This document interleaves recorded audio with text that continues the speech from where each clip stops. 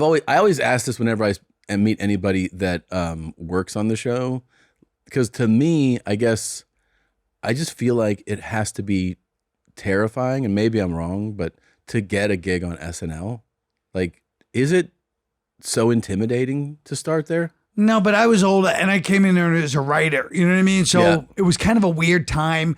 Like when I look back at those people from those years, it was amazing. Like Will Ferrell and Tina Fey and Adam McKay. It's a great cast. These people are all like very big. You know what I mean? And Sherry O'Terry. Sherry O'Terry used to. In some ways, she really her characters that first year imprinted in a way that was very important. And Lorne knew it, even if we didn't. Yeah. So, you know what I mean? Like, he'd keep... Sherry's great. He'd be right another cheerleader this week. Everybody's like, what? You already did that. And he's like, he understood. Like, people want to grab onto something. But anyway, so, it was... it's one of these places that, you know, all the good things and all the bad things about it, yes. Yeah. It's all the way it is. But it's like every other job, except that it's this dream in comedy. But it's the same as any dynamic. People go, oh, there's a lot of backstabbing. There was no more backstabbing there, in my opinion, than at any job in entertainment history. job. Yeah, any job anywhere. Yeah, in a bar. But I'm just saying, I always use a bar as an example because I worked in restaurants. But I'm saying any office is just the way it is. You know what I mean? And it wasn't overly, but it is the dream. So and remember when I was there, it was the show was out to get canceled. Yeah. So this whole new crew was kind of like. And everybody gets along, but you know, you get after a couple of years, you see. I mean, we saw each other every day for years, but it's like comedy. So if me and you are both hanging out at the Comedy Store, the Cellar, Comedy Mothership for months together, and then suddenly I'm doing another gig, and we don't see each other for 2 years. Yeah, and we saw each other every night. Yeah. It's a weird business in that way. It's a weird way. Yeah, it is. Like you get.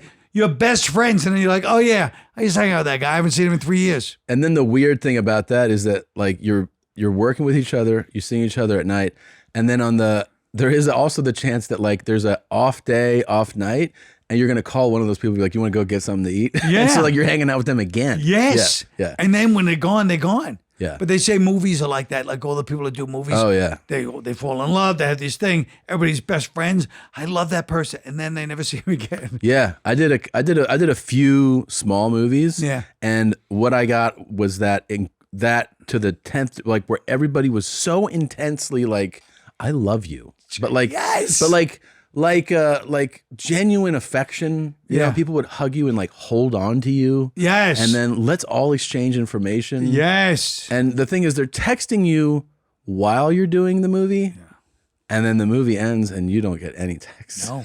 Nobody calls and I'm the same way as them. Yeah. I'm the same way. But the worst is, or the funniest, I guess, if you're in the early part of the movie, so you're there for the first 3 weeks, but they're shooting for 2 months. Yeah. And 2 weeks, it's a love fest. Yeah. We love you. Oh my God, everybody loves you. Then if you have one more day to come back, where you have to go shoot near the end, everyone's like, hey. Yeah, how's it going, man? Yeah.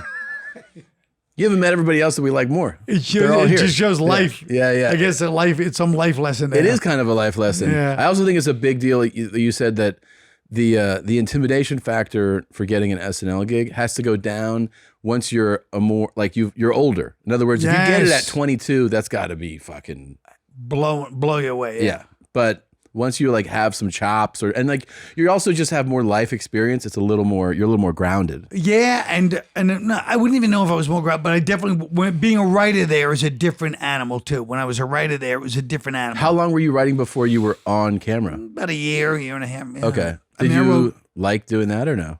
I liked it, but I used to get in arguments because I was always, maybe it's just being a comedian, but I was always like, I know it's funny. Yeah. So like the guest host would be there and I'd be like, you're saying that line wrong. But I tried to be polite about it, but I was definitely saying it willfully. Yeah. Like, writers have a certain couth. Yes. And directors. Yes. Where they treat performers a little bit delicately. Yeah. But when you're a performer, you're cocky, or at least I feel. Yeah. And you're like, hey, I'm a performer too. And that dynamic doesn't work. No. They don't like you telling them, hey, that's wrong.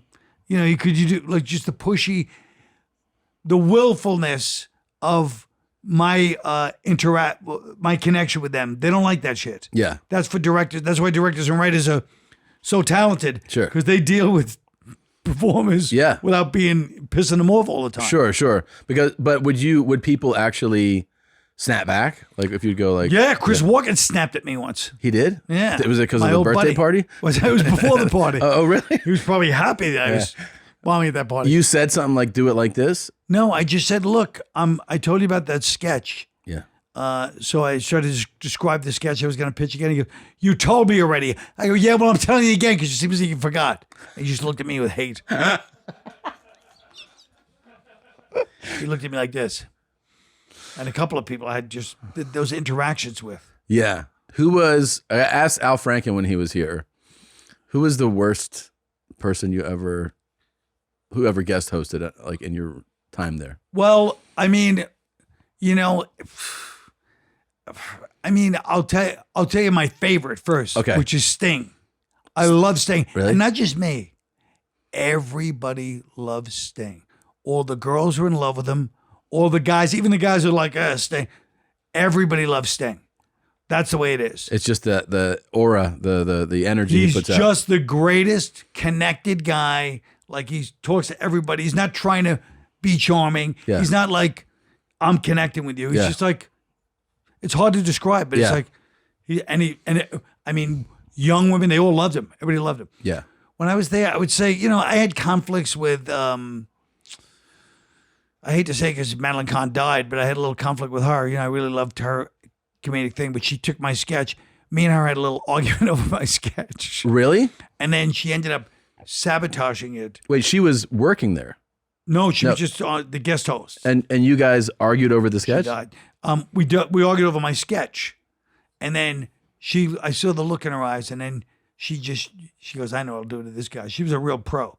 And she just did it, just a beat off on each thing so that it bombed at dress rehearsal. And they cut half the show at dress rehearsal. And she gave me a good lesson. She's like, oh, you want to play games, huh?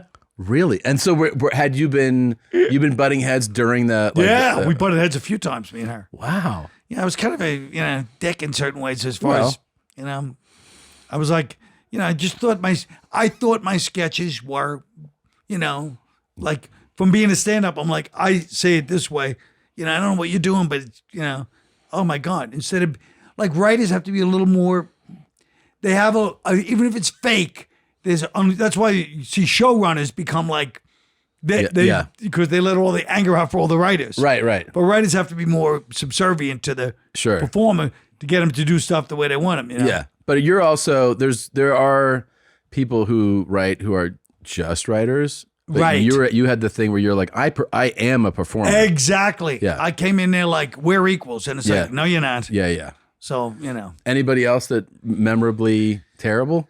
I mean, people always say Chevy, but I was there when Chevy hosted, and I mean, it was crazy, but it was kind of funny. Like, I didn't think it was, today, people would be horrified. I understand that. But at the time. Give me an example. What was crazy about him? Like, he goes, like when people are pitching ideas. And this is like around the room. So Lauren is talking to us, and he's behind Lauren going like this the whole time. And doing faces and making body like these weird things. And then one of the female writers goes, I don't have an idea yet. And he goes, that's all right. You can just give me a hand job. It's like, but it was like trying to be funny, but it's like, it was kind of funny. That's pretty funny, man. But it's just, the difference is right now, everyone would be like, that is, but. And if he just did it to women, that would be one thing, but he was insulting everybody all the time. Really? But it was kind of funny the way he does it. Even though it's really uncalled for. One time I was on the show and I was warming up the crowd beforehand, and he just walked in and the crowd went crazy. Chevy Chase. Yeah. He walked in, he's like this, I'm warming up. And he says, just waves, and they're all going nuts. And he leans into me and goes, I just did that to fuck you up. and walked off. That's pretty funny though, man. That's funny. is funny. Yeah. Like the thing about, I don't know what this says about me, but all the things you're saying, like if I'm in that room, I have a smile. I find it endearing. It is endearing, yeah. but he would all he would like screw up the sketches deliberately. Oh, really?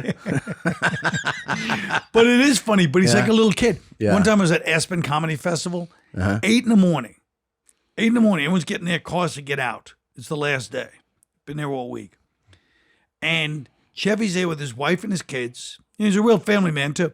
Wife and his kids. And the guys at the valet guys had cowboy hats at Aspen at this hotel.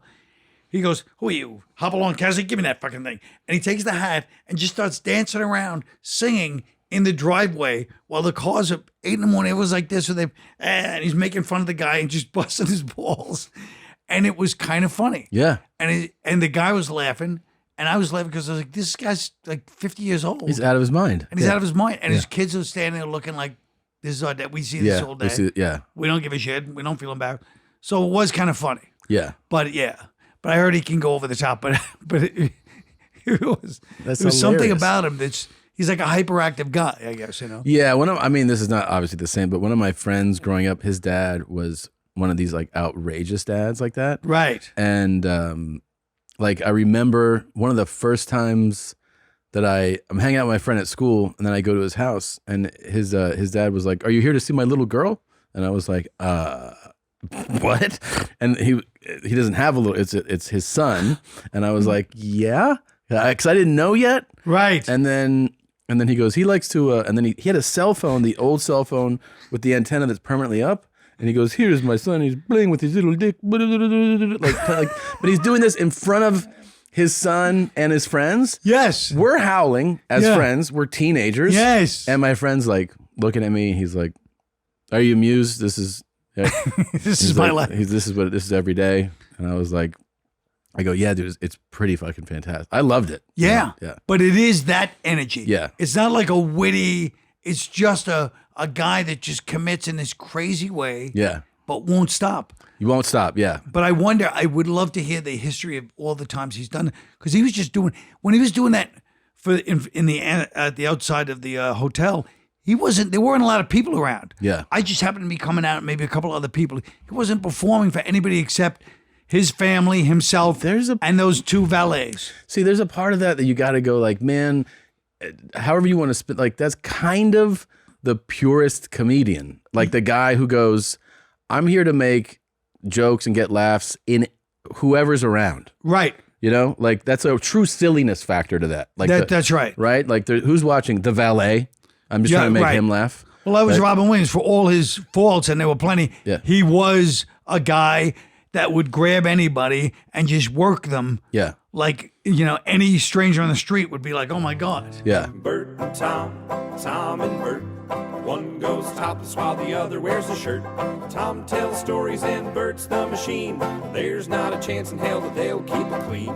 Here's what we call 2 bears, 1 cave.